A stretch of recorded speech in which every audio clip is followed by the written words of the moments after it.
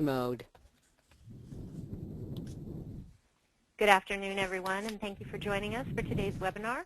We still have people logging in, so we will give them a couple of minutes to get signed on and join us. I'm going to go ahead and put in the chat window the URLs or website addresses for the Rural Institute Transition and Employment Projects page, where the PDF version of today's slideshow is housed. So if you want to go there and print out any of the slides to take notes on, you can do that. This URL was also in the reminder emails that you were sent. You should have been sent one yesterday and then one today about an hour before our broadcast. So I'll go ahead and put those up in the chat window. The first URL is, again, for the Transition and Employment Projects training page. The second URL is for the Pluck Rural Institute Online Transition Toolbox.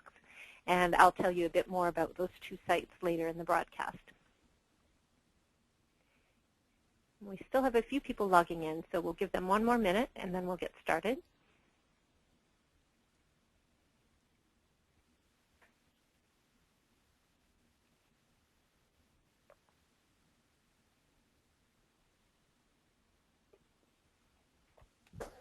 Okay, it looks like the signing in has slowed down, so we'll go ahead and start. Welcome, everyone. I'm Kim Brown. I'm with the Rural Institute Transition and Employment Projects, and I'll be your moderator today. This webinar is sponsored by the University of Montana Rural Institute Transition and Employment Projects and is funded in whole or in part under a contract with the Montana Department of Public Health and Human Services. The statements shared in the presentation today do not necessarily reflect the opinion of the department. Since today's presenters are all based in Montana, the information they share will be based on Montana programs, policies, and procedures. Long-term support options and eligibility for services in other states may be different. All attendees are currently muted. If you want to ask one of the presenters a question, you can type your question into the chat box, and we will read those questions off for the presenters every so often. We will take a few questions throughout the presentation today, and then we'll have a designated question and answer time at the end after both presenters have finished as well. For those of you who requested Montana Office of Public Instruction renewal units when you registered, we will email those to you after the webinar. It generally takes a couple of weeks to get those out, and you do have to have pre-registered in order to receive the OPI credit. And please note that we are currently unable to issue other kinds of attendance documentation. Today's session is being audio taped for the Rural Institute Transition and Employment Projects Resource Library and for the Rural Institute Pluck Online Transition Toolbox. And those are the two website addresses or URLs that you should see in the chat box in front of you. A PDF version of the PowerPoint for today's webinar is currently posted on the Transition and Employment Project site, and it will be added to the Transition Toolbox in the next week or so. When you log out of today's webinar, a short 8-question survey will pop up, and we do really hope that you'll take the couple of minutes to fill out that survey and let us know what you thought about today's presentation. We really value the feedback that we receive from audience members, and we use your ideas and your input to continue to improve the services that we offer and also to come up with ideas about topics for future webinars. So again, please take the couple of minutes to fill that out. With that, I'd like to introduce today's speakers and thank them both for their time. First, we have Ellen Condon. Ellen is the Transition Projects Director at the University of Montana's Rural Institute on Disabilities, where she's worked since 1996 on transition and employment for youth with significant disabilities. She's also a consultant with Mark Golden Associates, Griffin Hammis Associates, and she serves as a subject matter expert for the Office of Disability Employment Policy at the U.S. Department of Labor on the Employment First Leadership State Mentoring Project. Ellen has worked in the field of developmental disabilities since 1986. Prior to coming to Montana, her experiences included hands-on service delivery, program development, and program management in community residential and supported employment programs. She received her master's degree in special education from Boston College in 1990 after completing coursework in transition and supported employment. At the Rural Institute, she has served as the principal investigator and project director for numerous federal and state-funded grants. She provides technical assistance, training, and on-site support to schools, agencies, and individuals and families, predominantly in the areas of employment, transition, and Social Security work incentives. Ellen lectures and consults with schools and adult service agencies, and she and her staff have produced numerous publications on transition issues and employment. And our next presenter is Brooke Hodge. Brooke is married to her husband of 15 years and has 2 daughters, ages 10 and 6. Brooke has been employed with Montana Vocational Rehabilitation since 2005. Prior to this position, she was employed as a community social worker for Child and Family Services. Brooke received her bachelor's degree in social work from the University of Montana, her master's degree in rehabilitation counseling from Utah State University, and she recently obtained her certificate in psychiatric rehabilitation from the University of Maryland. Brooke is one of the Missoula transition counselors who provides rehabilitation services to students at Big Sky High School and Willard High School. In addition to spending time with her family, she enjoys quilting, reading, walking her St. Bernard, playing games with friends, camping, and going to concerts. And with that, I will turn it over to Ellen. Thanks, Kim, and welcome everybody. Today we're talking about long-term supports for employment for people with ongoing support needs. And what we want to reference today in this webinar is some of the barriers and challenges of obtaining long-term support funding and support for people. But also what we want to do is talk about some of the solutions to minimizing long-term support needs. So what we know about the employability about people with significant disabilities is that even people with the most significant impact of disability have been successfully employed. Department of Labor funded the customized employment pilot projects in 2001 to 2005 with a wide range of job seekers with significant impacts of disabilities. And what they found was that if we took a very individualized approach, such as customized employment, that people with very significant disabilities are employable and that employers will hire folks. We've also found, or Rob Samara out of Kent State in Ohio has been publishing quite a bit of information about the cost effectiveness of community employment. And his data are showing that it's more cost effective and a better return on investment of public funds if people go to work in the community versus sheltered settings. But what the state data continues to show is that while we're still increasing the number of people in integrated community employment, the numbers of people still going into sheltered settings to get ready for community employment is still also on the increase. And so part of what several of us think may be the issue is figuring out some of the support for people who have those ongoing support needs in order to work. Because we've seen the data and it supports people going to work. We also have philosophy and guidance and movement around the country in a strategy called Employment First, which basically prioritizes the placement of people into community employment instead of sheltered settings.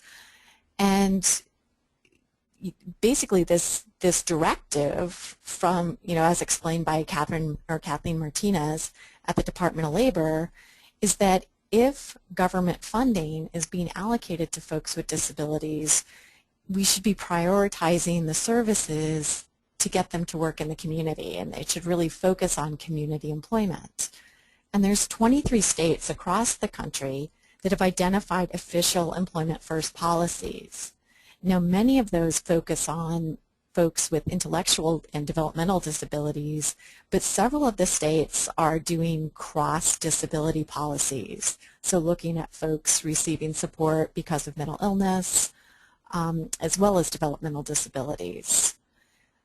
And so even with the philosophical changes, the directives from Medicaid funding, with the data, we're still not seeing all young adults graduating high school and going to work. So what do we think some of the problems are? One of the big barriers in transitioning from school directly to work is that in school, everybody who has a documented disability is entitled to services. Whatever services they need through special education. And so if that's vocational preparation, if that's accommodations and support to participate in classes, they're entitled to those services, meaning that there's no wait. What happens is that young adults, as they exit from school, they may not have the services available that they need. The adult services are based on eligibility and availability. The services might be time limited, and you might not be eligible for the service that you need at the time. So for folks who graduate from school with a disability who might need some job placement services, some ongoing job services, they may have to wait quite a long time if they're waiting for developmental disabilities services, for job coaching, for ongoing supports. They may need to wait for mental health support services or extended employment services. And so Brooke is going to talk to us a little bit about how Voc Rehab can help and what some of their restrictions are where they can't always help. So Brooke, I'm going to turn it to you. Thanks, Ellen. So one of the myths about the VR program is that people can be denied VR services because their disability is too severe. Any person with a disability can apply for VR services, and to be eligible to receive VR services, a person must have documentation of his or her disability. A disability is defined as a physical or mental impairment that substantially limits one or more major life activities. Types of disabilities include cognitive impairments, visual impairments, hearing impairments, physical and mobility impairments, traumatic brain injury, chronic medical conditions, learning disabilities, and psychological and psychiatric impairments. We need to show that a person can benefit from rehabilitation services, meaning that we must show the person can achieve an employment outcome. So a person needs to have a disability and needs to state that he or she wants to work. A person requires VR services to prepare for, enter, engage in, or retain gainful employment. We also need to show that the person can successfully obtain and maintain competitive employment for a period of at least 90 days. Competitive employment is defined as a part-time or full-time permanent employment earning at least minimum wage. A person can only be denied VR services if there is clear and convincing evidence that the person cannot benefit from VR services to become successfully employed. And VR cannot find a person ineligible for services on the ground that his or her disability is too severe to benefit from VR services without first giving the person the opportunity to try working. And sometimes VR gives that opportunity, which is called a trial of work, known as a community-based work assessment. And I'm going to be talking about more about the community-based work assessment here in a few minutes. But if during the assessment it's determined that the person needs ongoing support to keep a job, VR cannot help find a job until funding for the ongoing support is identified. And because there may be a waiting list to access funding for ongoing supports, it's important for the VR counselor to add the person to the waiting list for those services as soon as possible. Currently, for example, the waiting list in Montana for extended employment services is 2 to 4 years long. So the sooner the person's added to the list, the sooner they can access services. So how does VR assess people to determine if they have long-term support needs?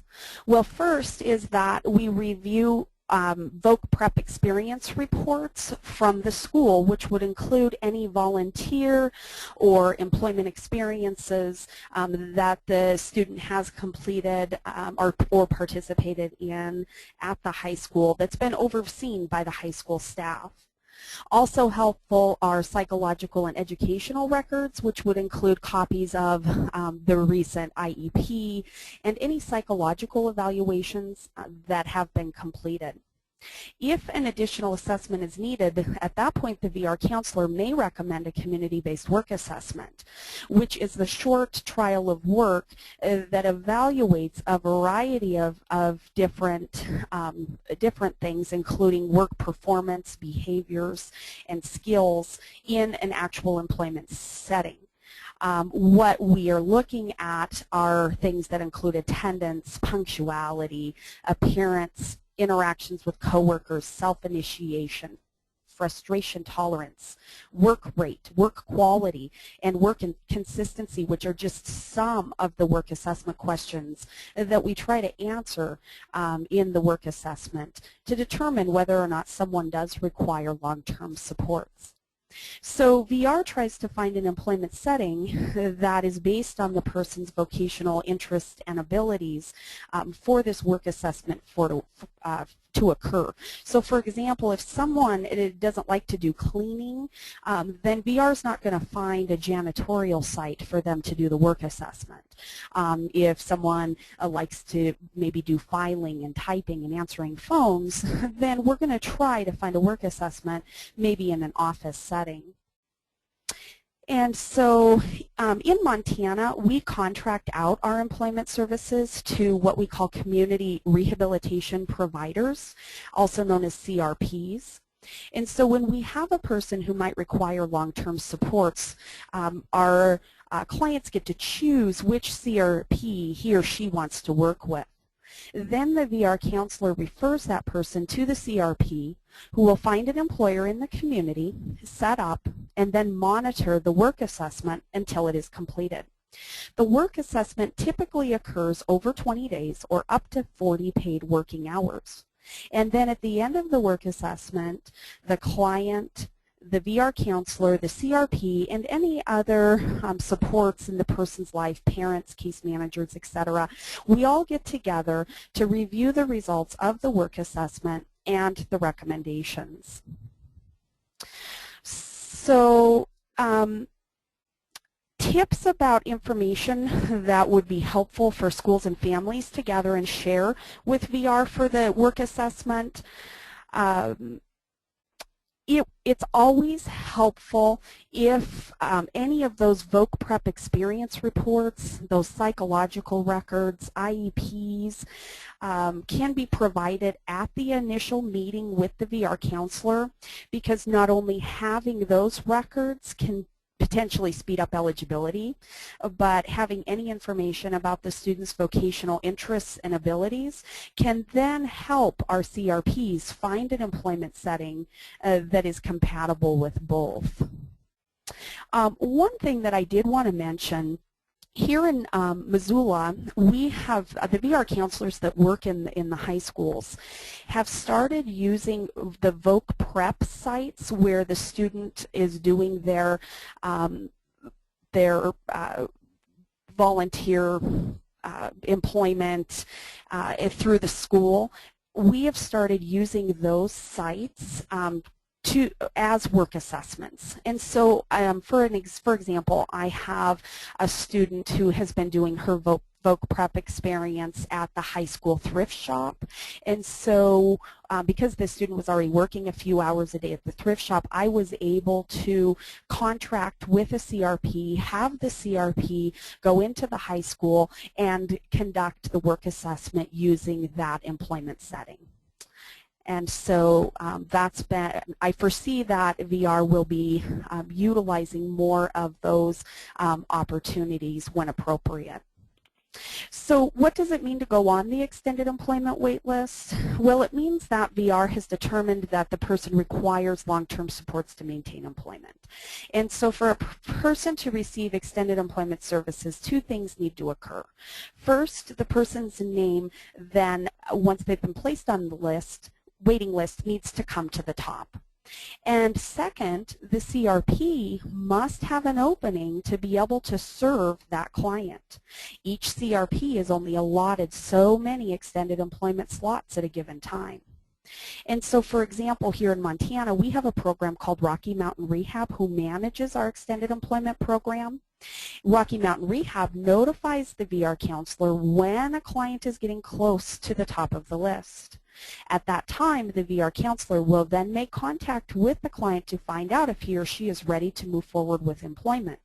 If the person is not ready, then he or she can be bypassed for a short amount of time, but if he or she is ready, then the counselor schedules an appointment to open the person's case and start services as soon as possible.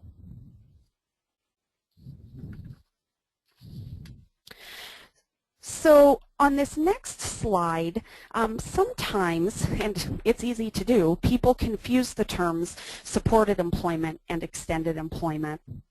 Supported employment refers to the funding that is used to help students prepare for and get a job. Supported employment comes from federal funding, is time limited, and is administered by Voc Rehab. Extended employment is the funding that's used to help students keep a job. This is state funding, ongoing, and privately administered, and this is where that waiting list comes into play. And then I was just going to add, until Voc Rehab can locate a source of funding for extended employment, services cannot begin. So Voc Rehab can't help a person to get a job if Voc Rehab can't ensure there is assistance available to help the person keep the job.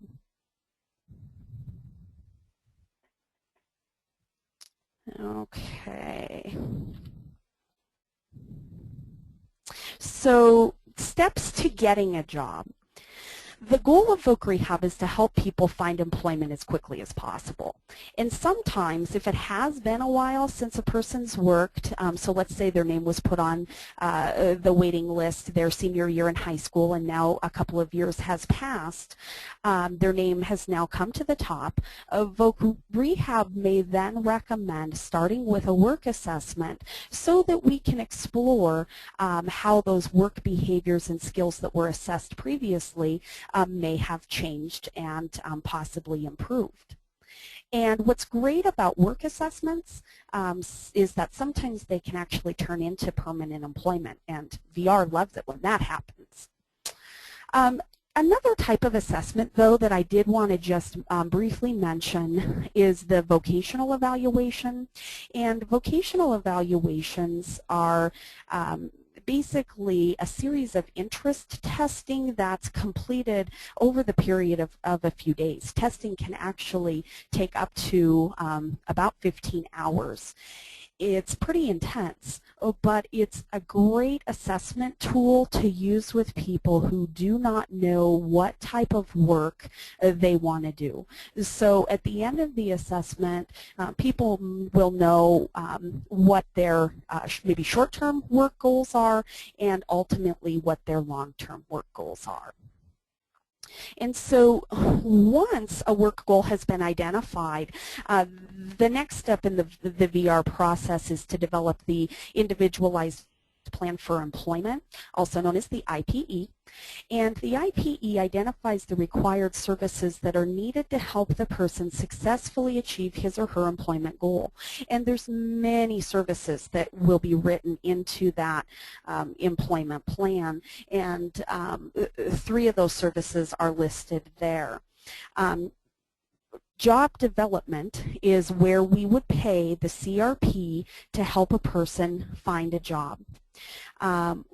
Once the job is found, then job coaching would be provided until the person became stable on the job, at which point then the follow-along and long-term supports would kick in using extended employment. Another service that is also used whenever possible, and it's a great benefit not only to VR but also to an employer, is on-the-job training. And an on-the-job training is where VR pays the employee's wages to the employer for a specific amount of time. Wages are often negotiated between the CRP, a VR counselor, and the employer. And for example, right now I have a client who is doing an OJT as a service technician at a mechanic shop. We negotiated with the employer to pay 100% of his wages for the first month and then 50% of his wages for the second month. And so once employment is obtained and any training that was authorized, like on-the-job training is completed, and the person is then determined to be stable on the job, which means that any job coaching that was needed up front has now faded, then those extended employment services will begin, and a 90-day time clock starts towards case closure. At the end of the 90 days, VR closes the case, but extended employment services continue. In Montana, having extended employment services, for example, means that the person has a minimum of 2 contacts per month by the CRP, and if any problems arise, then extended employment services can help the person work through those problems to help that person ultimately maintain employment. Once a person has extended employment funding, he or she never loses that support unless services are no longer needed, such as in retirement or death. So what are long-term supports? Long-term supports help people with disabilities complete work tasks. And funding for long-term supports comes both from supported employment and extended employment dollars. One of the most commonly used long-term supports is long-term job coaching. And job coaching is provided based on the need of the client, with the goal that job coaching, again, will fade and then extended employment services will begin. I had a client, for example, who was working at an assisted living facility, and he required 100% job coaching up front, and so supported employment dollars paid for that job coaching for the first, he specifically needed 3 months, 100% of job coaching the first month, 80% the second, and then 60% the third. And then at that point, we were able to switch over to the extended employment funding. Other long-term supports that can be used as well with supported employment and extended employment would be personal assistance on the job to perform tasks that the job seeker is unable to physically perform independently, medical support or personal care required during the work hours, assistance to move from one task to another or to work independently, and then and transportation to and from work. Okay, Ellen, I think I will switch it back to you. And before Ellen starts, this is Kim, and we do have a few questions in, if you'd be willing to let me read those off. You bet. Okay, so the first one, and this was on one of your very first slides that the question was asked, how does this work with self-employment? And that's a good question. Voc Rehab in Montana can assist with self-employment. However, we really don't have any guidelines or policies in place for supported self-employment. And we don't see a lot of requests for that service. That is an excellent question, and certainly self-employment is a service, again, that we can assist with. Sorry, I couldn't really answer that one more in depth. What I can tell you is that Voc Rehab is always open to looking at each case individually, and so certainly if that was something that a client was interested in doing, I would just recommend that they start by talking with their VR counselor. Okay, thank you. The next one is a two-part question. How long is a trial work assessment, and does this increase the deadline to determine eligibility beyond 60 days? Oh, good questions. I'm going to answer the second part of that question first, because typically eligibility would be established first before the work assessment would begin, because we need to know that the person's eligible before we can actually start paying for the services. And then the second part of that question is, at least in Montana, we typically start with a 40-hour work assessment, and that 40 hours is broken up over at least a couple of weeks, potentially longer. Sometimes we'll get started with a work assessment and additional hours are needed, and certainly you know, the client and the CRP can always request additional hours if needed to complete the assessment. Okay. What do you recommend that a student do after high school, but at the same time is still on the waiting list? Oh, excellent question. I'm going to say this 3 times: volunteer, volunteer, and volunteer. And there are a lot of different opportunities out there.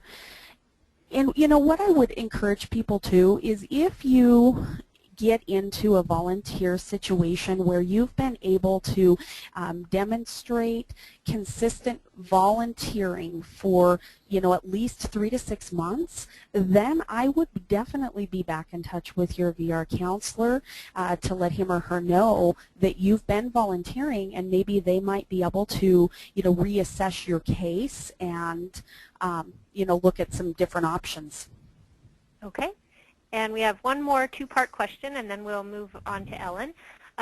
First part of this: how many state dollars go to supported employment? And the second part: has the funding increased over the years?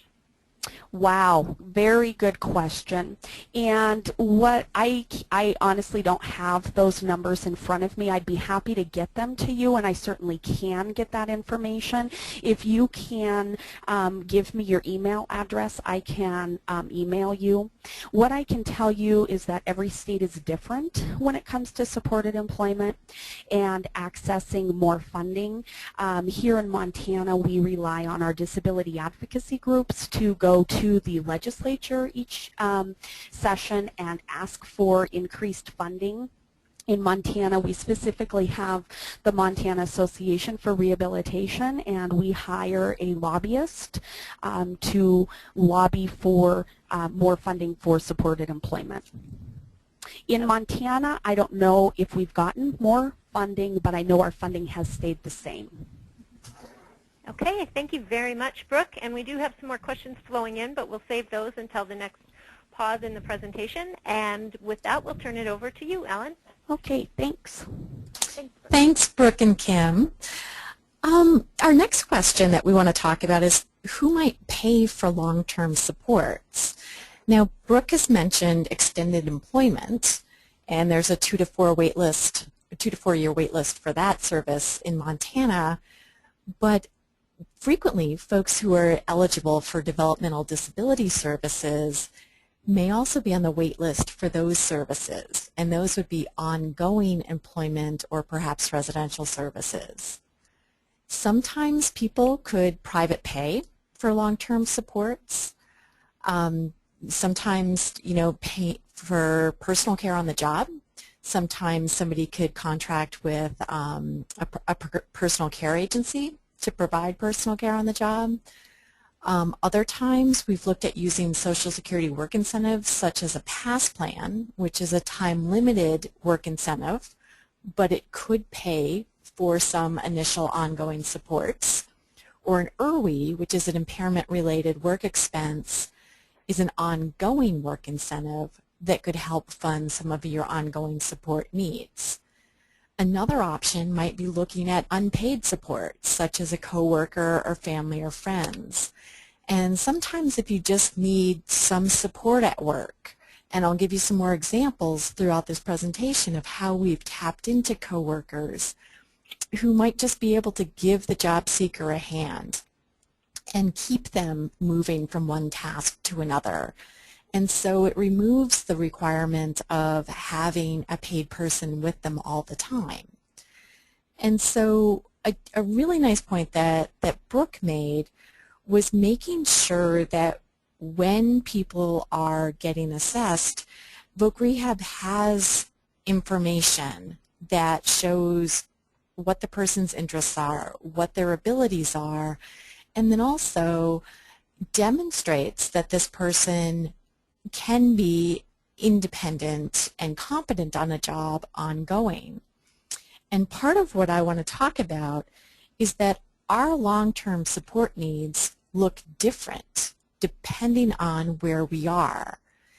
And as people are getting to know us, we frequently look at interests and abilities. And what I want to talk with you about is that there's another piece of information that we really need to pay attention to, and it's something called ideal conditions of employment. And so if we think about where we're at our best and think about what environments are we most competent in versus what environments do we need the most help in, if we start thinking about our youth like that as well, we can provide a lot more information from our Voc Prep experiences or in-school work experiences, and also from our Voc Rehab assessments that will show us where each person is most independent, most competent, and contribute most. And, you know, as we're talking about information that's gathered in schools, in many states, Discovery and the vocational profile is a alternative or a choice of an age-appropriate transition assessment, which schools are required to do for students who have an IEP. And the age-appropriate transition assessment is supposed to give information to help identify post-school outcomes and also transition services. And so what I'm going to reference for the next part of the presentation is the vocational profile that was created by Mark Gold and Associates. And some states use this as a rehab assessment. In Montana, we don't currently fund Discovery or a vocational profile. However, you could incorporate these questions into what you're looking for in assessments during school, as well as somebody's out on a community-based work experience. So what I mean is by looking for ideal conditions would be what environments do we succeed in? Are we most competent in? Are we most capable in? What kind of structure of tasks? Are we somebody that likes changes all the time? Do we like tasks that require a lot of big brainstorming activity? Or do we like tasks that we can cross off our list and get them done during a day, even if they require organizing other people?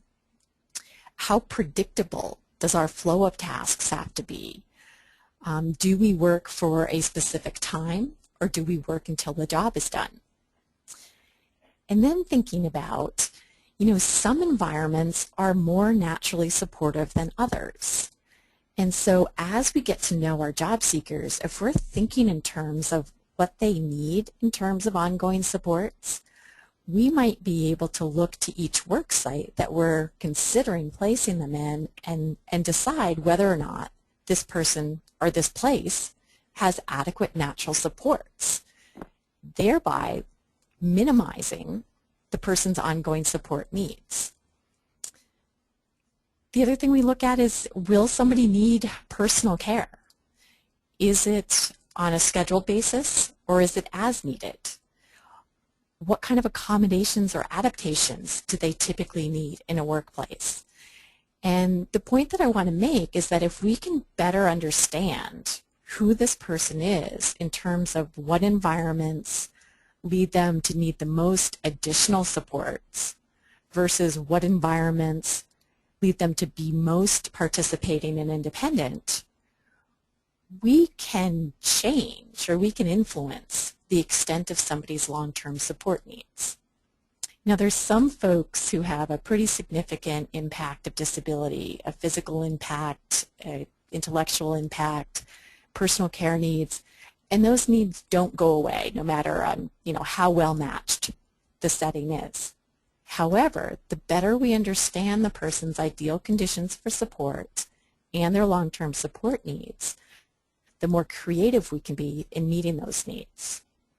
So let's move to the next slide.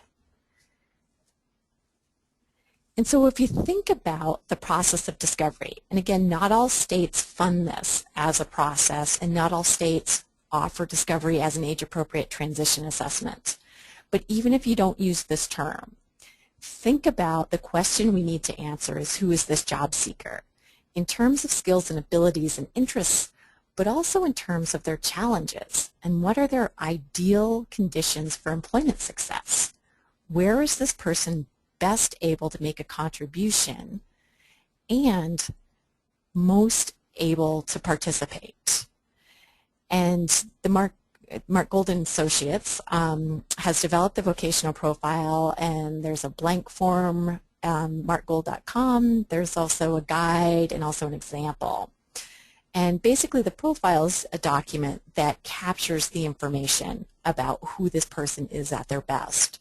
And there's a lot of different areas of the person's life that you look at, and it's mostly an informal assessment which incorporates interviewing people who know the person best and observing behavior and performance across settings. So let's move to the next slide. So where I want to take these questions from about the ideal conditions is from part 3 of this profile. And so let's move to the next slide. But the first area we're going to talk about are conditions for task performance. So think about, does this person do better if they're working standing or sitting?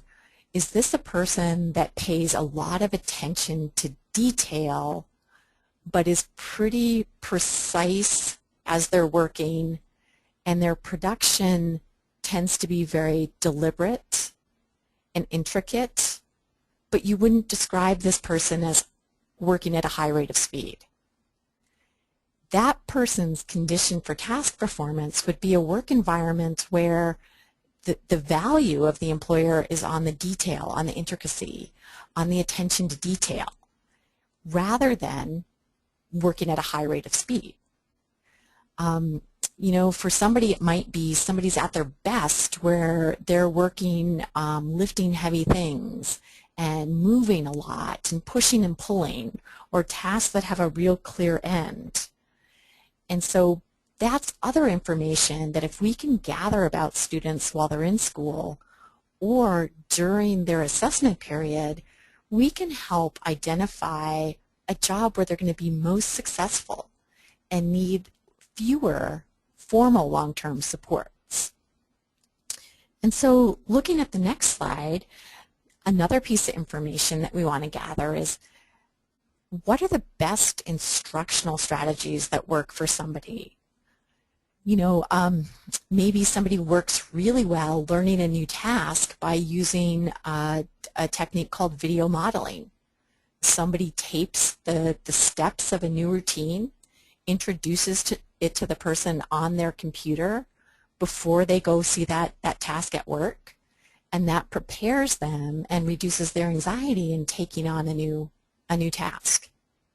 If we had that information and were able to give that to VR so that when this person did their community-based assessment, we could incorporate that strategy, we'd be setting up that young job seeker for success.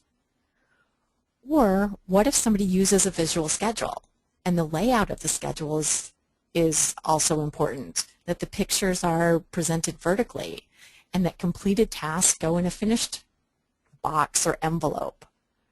All of that information should be shared with Voc Rehab, but also what great information to be collecting about students during work experiences. What are other approaches that have been used at school or at home? Many times home has a lot of great information about instructional strategies, task performance that works for a person.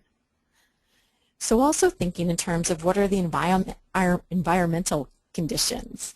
Some people are super sensitive to different pitches of noise or the unpredictability of noises, to temperature, to lighting, to odors. Think about, is all that information shared in your picture of who this person is? And, is this a person that any odors of food would be very distracting to them on the job. Let's make sure that information is shared with folk rehab before the community-based assessment. For somebody else that I've worked with, thinking in terms of an environment that's really sturdy, where if you bump it or hit it, nothing's going to break, but also with limited glass. Another person has her preferred working conditions is a work area where she doesn't bump into anybody else, and it's about 2 arms length from her nearest coworker, and she has an established work site. But if I put her in a job assessment site where she's crowded and the person that set up the site didn't have that information, she might be very anxious, she might not want to do her job, and you might never catch that that was the issue because that information wasn't shared up front. So how do we capture these particulars during our schoolwork experiences, but also as we're placing young adults into paid employment? Another area is supervisory strategies. Some people have a real preference for whether or not their supervisor is male or female. Some people have a real hard time if they have more than one boss giving them directions, because unfortunately sometimes the directions aren't the same from 2 different people. Some people respond really well if their boss gives them real clear feedback about attitude or social interactions that aren't acceptable in that place. However, if the boss was kind of wishy-washy because they didn't want to offend this new employee, then the new employee might walk all over them or end up getting fired because they were being inappropriate and nobody caught it early. So also thinking about what are supports needed for successful performance. And I think a lot of time we may think that somebody needs somebody with them all the time. And so we're thinking this person might need this formal long-term support. But as we got to know the person, and this is another real-life example, we found out that this young man tends to take feedback and input from supervisors and coworkers really literally. And what happens is that he'll stew about it over time. And then eventually what he would do is he would call his supervisor and quit his job, but would never tell you what was going on.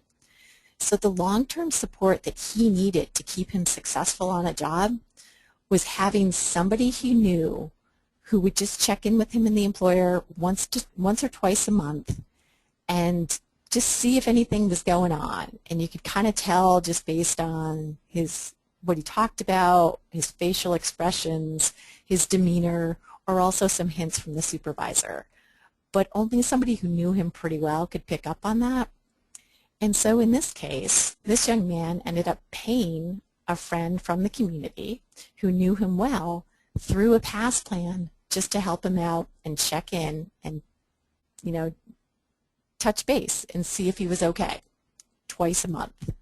And that was enough to keep him employed successfully. So again, my point is that if we more clearly understand what somebody's long-term support needs are, then we can get real creative in terms of meeting them. So back to the person's question about what if somebody's waiting for extended employment or long-term supports or developmental disability supports. This person was waiting.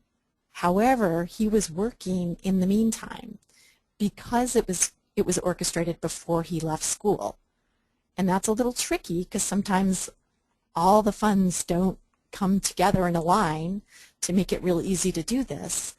But because he had had a lot of work experience that focused on his ideal conditions for employment, he needed fewer formal supports once he exited and went to work. So the next piece would be looking at conditions to be avoided. And some people may be really flexible, and so they may have fewer conditions to avoid. But some people, such as somebody who's really distracted by food, having a workplace where there's always food out on a counter would be a condition to be avoided for this person.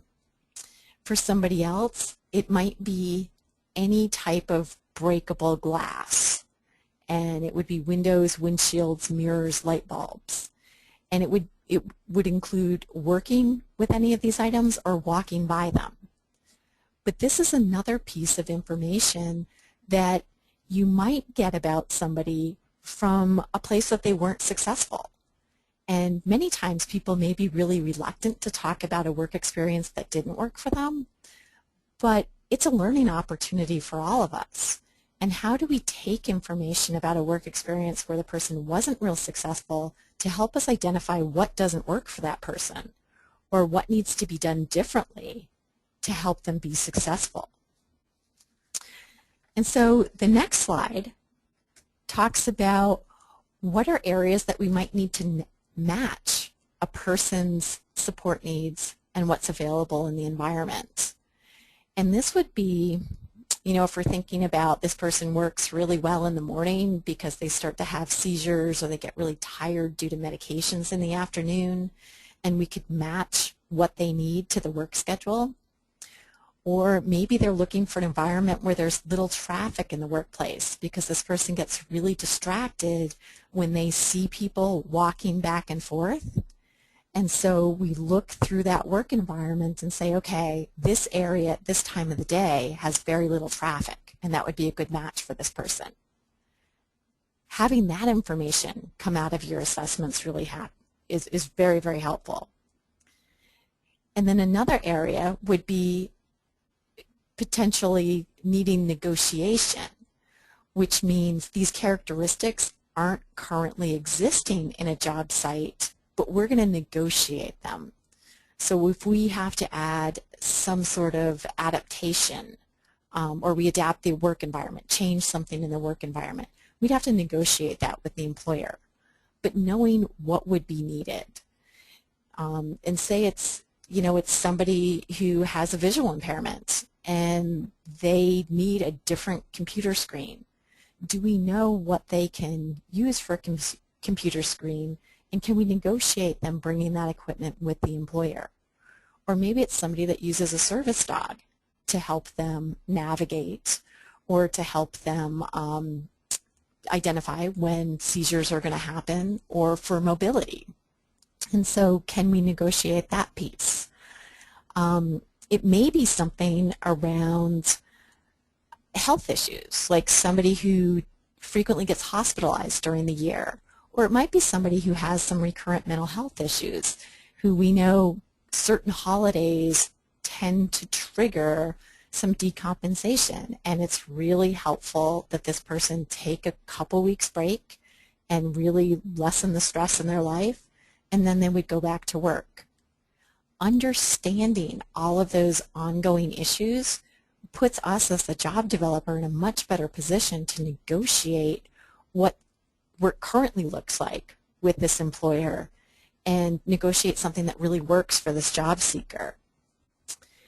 And we'll also look at physical or health restrictions.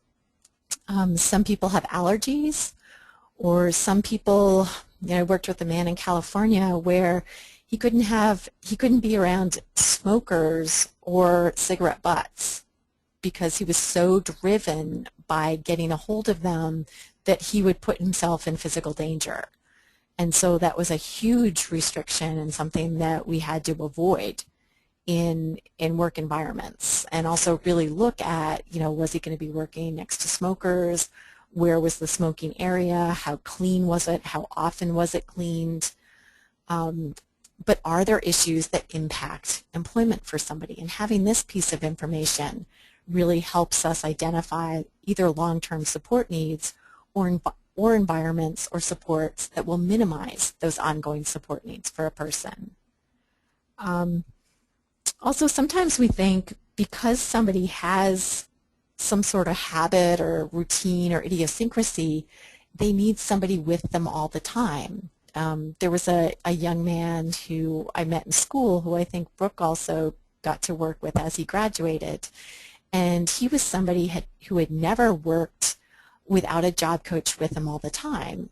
And part of it was because he needed help moving from one task to the next. And another part was that sometimes he would just kind of get in his head, stop working, stand and talk to himself and flap his hands and make noises. But once we were able to explain that to employers and say he might kind of stop work for 3 minutes is the most we've ever seen this happen. And if you just, if you're walking by, just kind of remind him or ask him if he needs anything. He'll go right back to work. For another young woman that we worked with, when she became anxious or stressed out, it really helped her to take a quick walk or stomp her feet. And so what she did was she went up to her boss, who was the owner of this bakery, and explained this to her and said, is there a place where I could go stomp my feet where it's not going to distract my coworkers, but also it's not going to make the cheesecakes fall? And so instead of looking like somebody who had odd behaviors or somebody that had some stereotypical behaviors, she was looked upon as somebody who was actually quite independent and quite blanking on the word, but she initiated asking her for her own support, and so she looked quite competent instead of looking like she needed long-term support. And so again, thinking in terms of what might be considered a need for long-term support, and how do we give the person the skill, or how do we build the support within the environment, may lead us to reevaluate whether or not this person has formal long-term support needs. Another area we might want to look at is, does somebody have some challenges or issues around money? Do they have some fears about earning too much? And do we need to bring in a Social Security benefits planner? Or in many of our states, we now have our certified work incentive counselors back, funded through Social Security again. If we incorporate this information for people into assessment, then people will understand how wages are going to impact their health insurance, and also maybe their SSI or SSDI checks, and some of their fears are going to go away around that. The other piece that we want to gather, piece of information that we need to gather, are what are strategies that have been really successful in the past. There's a young man that we worked with who, his mom used to leave a list of things for him to do during the summer because she had a summer job and he was at home alone with his brother. And what she found was that if she left a list on the counter, this young man did every single item for exactly as long as she identified in the list. We were able to take that information about that successful strategy and put it to play at work. And so this person needed some reminders about how to interact with people socially, especially young women, and also he needed a list of his tasks so that he moved independently from one task to the next. Nobody had tried the checklist at work before. They'd always just had a person with them. But we incorporated the strategy that Mom used all the time in the summer, and it worked wonderfully at work as well. So these are all pieces of information that we can be gathering during assessment that can set us up and set the job seeker up for success and independence and competence. And then the next phase, where we can really help people be as independent and competent as possible, is looking at how we as the job coach might impact the need for long-term supports. Do we get in the way sometimes of people forming relationships with natural supports? Are we there prompting the person rather than teaching the person? And so ask yourselves these questions if you're a job coach, either at a school experience or during an adult experience. And when I'm talking about natural supports, I'm talking about the supports that are available in a work environment for anybody with or without disabilities, not what we want somebody to do, and not an unpaid person, but what's naturally available in the workplace. And sometimes if we're the job coach and we come to work with this new employee, we get in the way of them forming relationships with coworkers or the natural trainer or the natural supervisor. And so if we think of ourselves as more of a facilitator of the new employee interacting with their new supervisor, with the person who trains all new staff, and we stand back a little bit, we can really facilitate the building of those relationships and those natural supports. And if the person needs some additional information, we can also step in and either assist that natural trainer or provide it, whatever's negotiated with that employer. But I think because it's kind of an odd thing to have a coach with you, unless, it seems these days like at restaurants, new waitresses and waiters seem to have job coaches, but it's not something you naturally see in other environments except somebody who's a supported employee. And so we've got to be careful about disrupting what naturally occurs for relationship and support for somebody that we're working with. The other piece is if we pay a lot of attention to what somebody needs for a job match or a negotiated position based on how well we get to know them, and we think about what they need to be independent and competent on the job so that the job coach can fade eventually. And we think about where does this employee fit, either socially, culturally, or interest-wise, because there's going to be a whole lot more development of natural supports and relationships for somebody who just fits in their work environment. The other piece that really helps encourage coworker buy-in, but also success for people, is making sure that we're doing job analyses of the workplace and looking at who naturally trains all new employees. How do we invite them to train the employee with a disability and have us as the employment consultant standing back and providing assistance if needed? And what's the natural training process?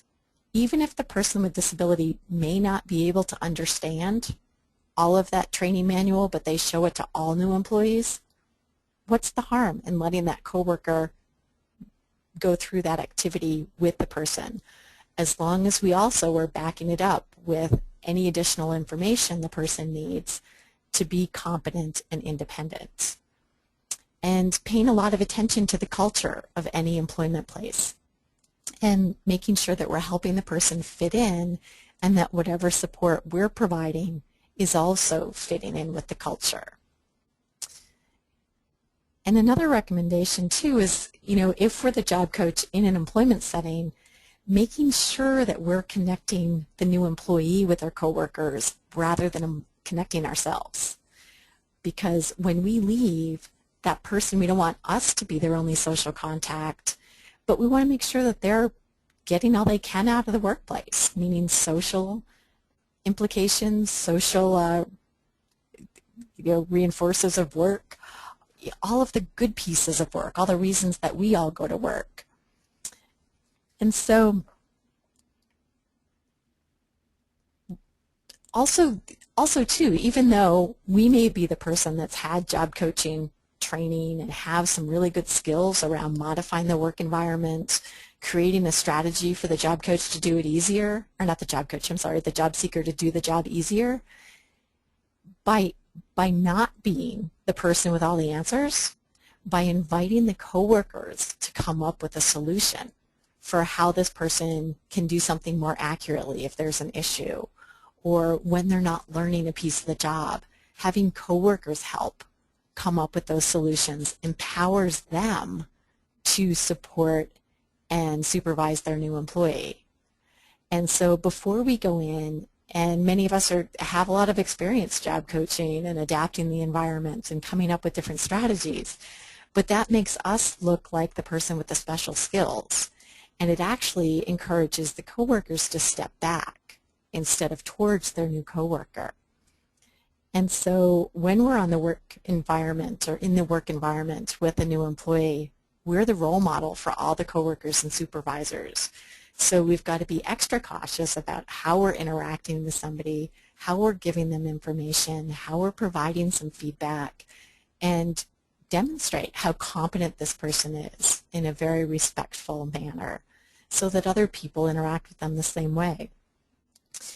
And as we're on the job site as a coach, we need to be thinking in terms of building independent, competent performance and a confident new employee. And I spend a lot of time as a consultant with Mark Golden Associates doing systematic instruction for various employment agencies around the country. And part of what we're teaching in that course is how to teach job seekers how to do something correctly, independently, and competently. And many times I'll see staff finding themselves reluctant to jump in and actually teach some steps of a job because they're so excited the person's doing it on their own. You want to think about teaching somebody as a very respectful process. By teaching somebody to be correct, to be independent, we enable people to be very good contributing workers. But if we fade out too quickly or we don't provide support and good instruction for them, then we end up having sloppy performers on the job. And that's our fault as the job coach. The other piece is we've got to be really careful that we don't create a dependence of the job seeker on us, the job coach. Because if we're going to fade eventually, that person needs to be independent. They need to rely on whatever natural supports are in the environment rather than us. And I think that's a bigger issue when we're talking about work experiences within the schools, because with funding in schools and with staff structure, you don't have to fade. But as Brooke was talking, in adult environments, we're looking at providing coaching for up to 3 months, and it's not one-to-one, and then the job coach fades. Or it looks like you need long-term supports, which isn't a bad thing if you don't really need it, unless you don't really need it. So how do we make sure that we're supporting people to learn the job and to do it competently and correctly, and that then we step back? And so a strategy also that's taught through Mark Golden Associates is something called no news is good news. And what it means essentially is that after somebody completes a piece of the task, we're not saying, oh, that was great, good job. What we're teaching them is that if I'm silent, you just go ahead and keep working.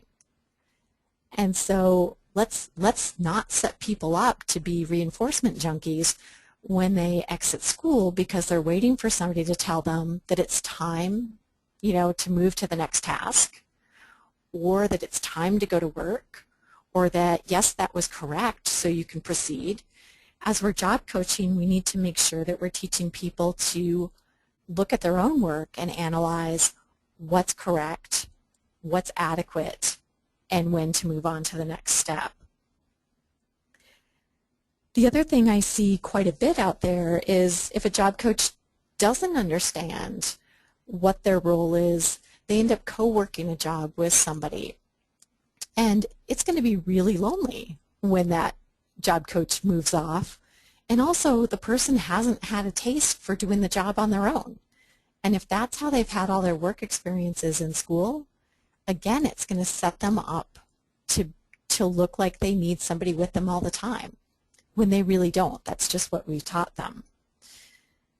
And making sure that all employees are connecting appropriately with coworkers so they have those social connections in the workplace. And I wanted to give you some examples, some quick examples, because we're running out of time here, of just ways to negotiate ongoing supports.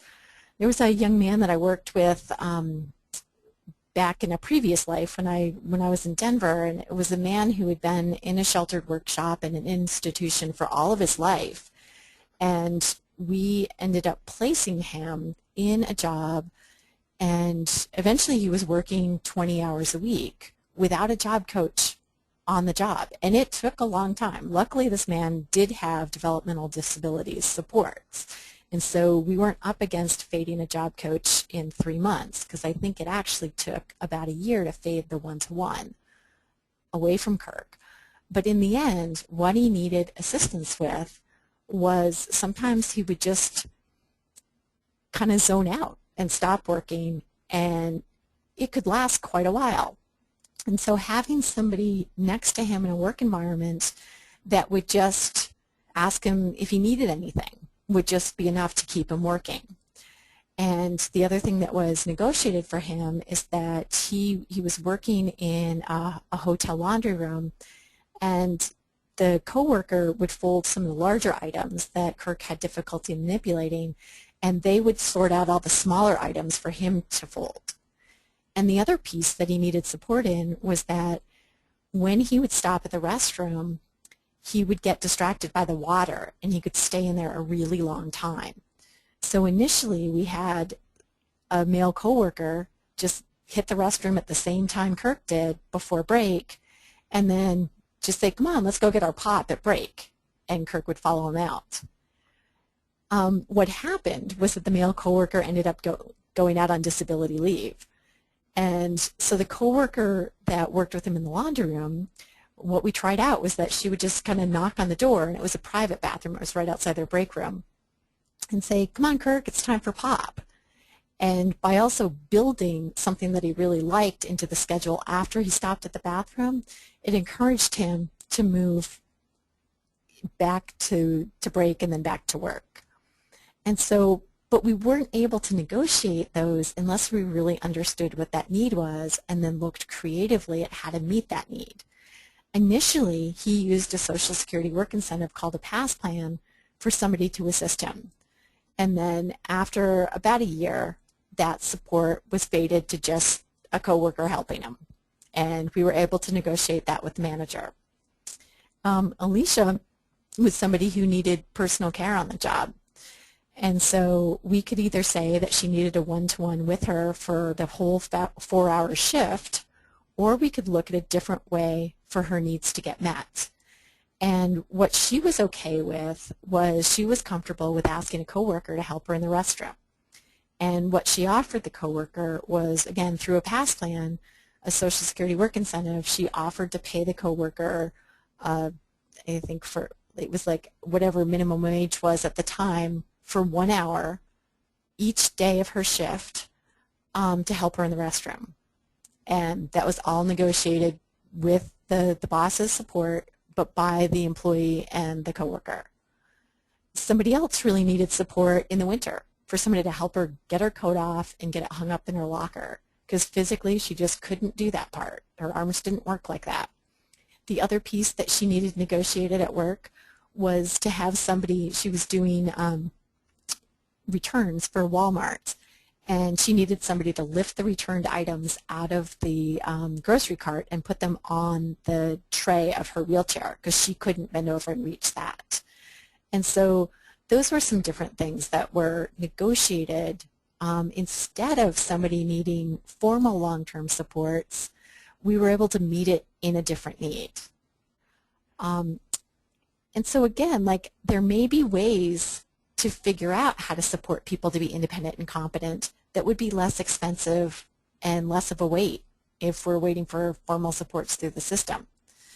Another idea that people are doing in rural areas, because all of us have issues with transportation, we have a lot of job seekers who don't drive for whatever reason, but could they kick in some gas money to get a ride to and from work instead of waiting for transportation services, or if there's no public services in that area? But again, knowing what all of our support needs are helps us be far more creative in meeting them. And so if we go to our second to last slide, in summary, what I try and do as I'm getting to know students is minimize formal needed long-term supports by really getting clear about what they need to be independent, competent, and participating, by getting to know what their ideal conditions of employment are, and really understanding the ongoing support needs so that I, as a team member, with the rest of the people who work with them, can figure out what are all the alternatives to meet these ongoing support needs. I want to make sure that as students are transitioning, we have enough information about what they need for a well-matched job or a negotiated job and about these ideal conditions that can be shared with the adult funding agencies such as VR and or DDE. You know, when folks are on the job, let's encourage the interaction and support from the natural trainer, from the natural supervisors. And we've got to make sure we're teaching competent, independent, and confident performance, that we're not co-working with people, that we're not just giving them information to keep them going from one step to the next, and information that it was correct and they can go on. We don't need to be giving people permission. We need to be giving people skills and confidence. And the other recommendation is making sure that we're tapping into all sorts of funding services. Like VR has a wait, the extended employment, has a wait list. Developmental disabilities has a wait list. But we can use Social Security work incentives now. We can use some natural supports now. So how do we tap into the supports that are available and minimize the wait for some of the formal strategies and supports?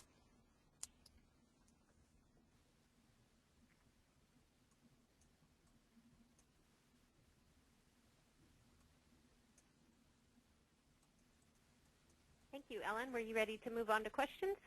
I am. Okay, all right. We have a couple that have come in, and just a reminder, if you have a question that you would like to ask either Brooke or Ellen or both of them, feel free to type it into the chat box on your screen. If you don't see the chat box right now, you should see an orange box with a white arrow in it toward the upper right-hand side of your computer screen. If you click on that arrow, it should open up the chat box for you and allow you to type in your question. So we have a couple that have come in already. One is, what is a CRP? Okay, a CRP is a community rehabilitation provider, and in Montana, that's what we refer to our employment agencies that we contract with for our employment services. We call them CRPs. Okay, and this one is a comment. The instructional strategies that you referred to, Ellen, and that you highlighted could be captured in the summary of performance. And that's a great comment. Like, wouldn't it be great if students with ongoing support needs left high school with that detailed information about what worked, about their ideal conditions for performance, a really rich description of what their work experiences are. So that's another perfect fit within ideal legislation of what's required for information for students who use IEPs. So if we could get that information either in the summary of performance and or in the age-appropriate transition assessments, I think kids would be leaving school, or young adults would be leaving school much more prepared for adult life. Okay, thank you. While we're waiting for people to type their questions in, Ellen or Brooke, do either of you have anything that you didn't get a chance to mention or that you would like to share with the audience members right now? This is Brooke, and I do want to let folks know that I did get some clarifying information about using supported employment funding for self-employment, and indeed that is something that VR can assist with. So you know, again, please talk with your VR counselor if you want more information about how you can access that funding for your business. Great, thank you.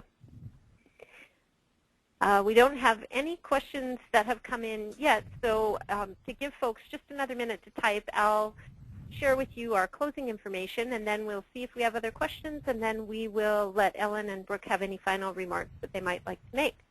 As a reminder, you will receive a short, I think it's 8-question survey when you log off of today's webinar. Please do take the time to fill that out. We really value what you have to tell us about today's presentation.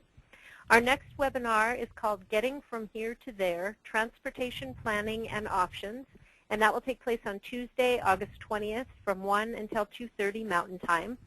The registration information and further details about that session will be sent to Montana Transition Listserv members in the next couple of weeks, so be watching for that. The recording from today's webinar will be posted to the Transition and Employment Projects and the Rural Institute Pluck Online Transition Toolbox websites, and those website addresses should still be in your chat box. If you can't see them anymore and you can't find those, you can send me an email, Kim Brown, and my email address is brown@ruralinstitute.umt.edu, and I can get you the URLs. I really want to thank our presenters today, Brooke and Ellen. You shared a lot of information with us, and I thought did a fantastic and very clear job doing so. And we'd like to thank all of our audience members as well for taking time out of your busy day, especially in the summertime, to listen in and to send in your questions. We appreciate your participation and your attendance. I don't see any other questions that have come in, so Brooke or Ellen, do either of you have final remarks you'd like to make?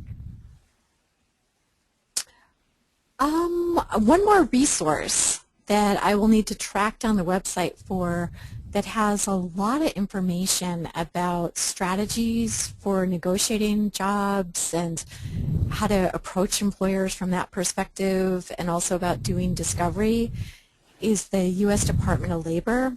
If you Google customized employment when you get on their site, and also I believe it's going to be in the employment toolbox, there's a series of 6 webinars done by a variety of presenters that you can access for free that are pretty good. So another resource for your toolkit. Great, thank you. Brooke, any final comments? Not that I can think of. You know, just when in doubt, talk with your VR counselor. All right. Well, thank you very much to all of you, and we hope that you have a wonderful afternoon. Goodbye. Thank you.